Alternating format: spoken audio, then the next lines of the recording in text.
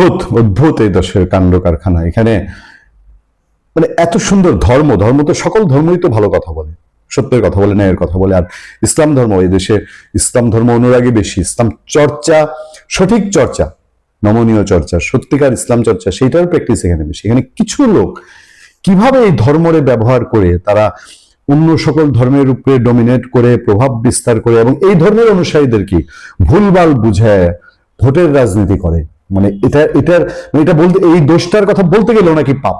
এরা তখন এদের মতো করে লোকজন লাগাই দিয়া যা ইচ্ছা তাই। আপনারা একটা তো দেখেছেন যে বেগম রোকেয়াকে আজকে কিভাবে চট্টগ্রাম বিশ্ববিদ্যালয়ের এক শিক্ষক, এই লোক শিক্ষক কেমনে হয়, তার শিক্ষক হওয়ার মানে এই মেন্টালিটি যে সে ছাত্রদের পড়াবে, সে আছে শতাব্দী ধরে একজন নারী বাংলাদেশের এত এত বিজ্ঞ মানুষ, এত এত, আমি যদি বলি যে ধর্মীয় আধ্যাত্মিক মানুষ যারা, তারাও তো ওনাকে নিয়ে এসব কথা বলে নাই।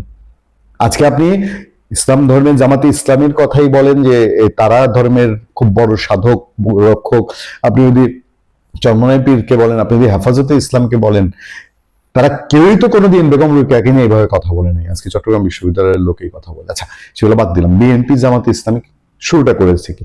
বিএনপি বলে এরা জান্নাতের টিকিট বেচে, বেহেস্তের টিকিট বেচে।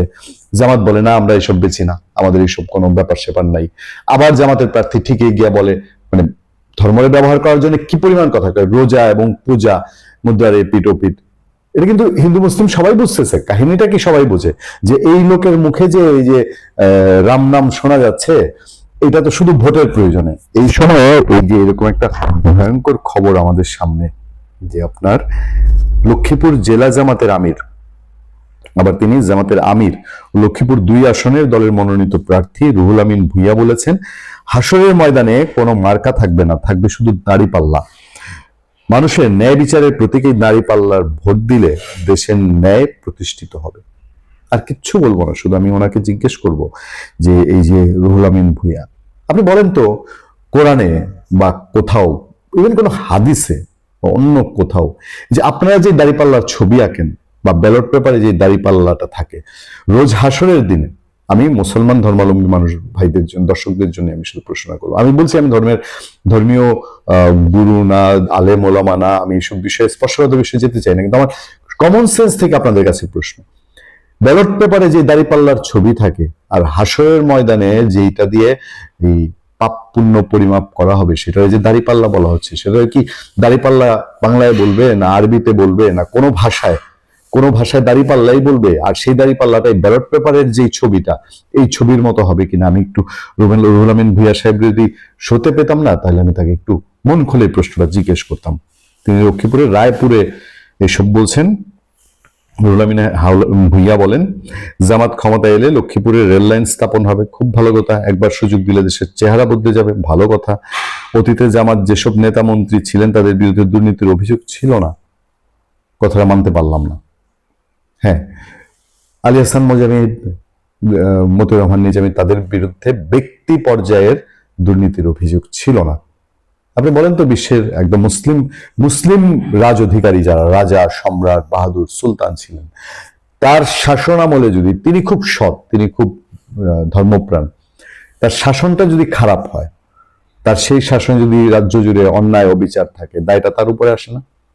তৎকালীন সমাজ কল্যাণ মন্ত্রণালয়, তৎকালীন শিল্প মন্ত্রণালয়, মতিউর রহমান নিজামী বা আলী হাসান মোজাহিদি দুজনই প্রয়াত, আমি তাদেরকে ব্যক্তিগত আক্রমণ করবো না, আমি বলছি যে তাদের বিরুদ্ধে দুর্নীতির অভিযোগ ছিল না, কিন্তু তাদের যে মন্ত্রণালয় চালিয়েছেন সেই মন্ত্রণালয়গুলো কি দুর্নীতি মুক্ত হয়েছিল? না, কিঞ্চিত হলেও দুর্নীতি কমেছিল। বলেন তো দেখি, তাদের পিএসদের উপরে দুর্নীতির অভিযোগ উঠেছিল না তাদের মধ্যে থেকে? তাহলে সেই দায় কি সেই সময় জামাতের মন্ত্রী পরিষদে যারা নিয়েছেন, তারা কি এই দায় এড়াতে যাচ্ছেন যে আমরা কোনোদিন বাংলাদেশে ক্ষমতায় যাই নাই? 4 দলীয় জোট সরকার বিএনপির, সেটা তো জামাত ডমিনেটেড সরকার ছিল, এটা তো সবাই জানে, এটা তো বাস্তব সত্য।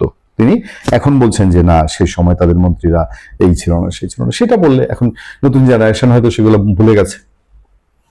একদল ক্ষমতাহীন হওয়ার পর আরেক দল ক্ষমতায় আসার আগেই বিভিন্ন স্থাপনা দখল করে নিচ্ছে, দেশে মাদকের জায়গা নেই এবং জুলাই সনদ বাস্তবায়নের জন্য ভোট দিতে হবে, পাশাপাশি দাঁড়িপাল্লাও ভোট দেওয়ার আহ্বান জানান তিনি। বলেন, রাজনীতি একসময় পবিত্র জায়গা ছিল, কিন্তু অনেকটা এটিকে ব্যবসায় পরিণত করেছে। ভারতের কথা না শোনার কারণে কেন্দ্রীয় নেতৃত্বকে ফাঁসিতে ঝুলানো হলেও জামাতকে থামানো যায়নি এবং জনপ্রিয়তা বেড়েছে। বিশ্লেষণ করলে অনেক কিছুই বিশ্লেষণ করা যায়, যে রাজনীতি একসময় পবিত্র জায়গা ছিল, এখনো কি জামাতের কাছে গিয়ে খুব বেশি পবিত্র আছে? খুব খুব যদি প্রশ্ন। হাসরের ময়দানে দাঁড়িপাল্লা দেখতে কেমন হবে? কৌশলের রাজনীতি, এবং তিনি নিজে যেখানে দাঁড়িপাল্লা বলছেন হাসরের দিনে দাঁড়িপাল্লা থাকবে, এটা কি মুসলিম মানুষজন যারা ইসলাম ধর্মাবলম্বী যারা, তাদের মনের মধ্যে কি কোথাও আঘাত তৈরি করবে না, যে কেন আমার রোজ হাসরের দিনে আমার পাপ পুণ্যের বিচার কি দিয়ে হবে না হবে, সেটা জামাত ইসলামী এখন ভোটের সঙ্গে কেন তুলনা করছে? ভালো থাকবেন, সুস্থ থাকবেন। আপনার সাথে আমি আতিক রহমান, পূর্ণিয়া।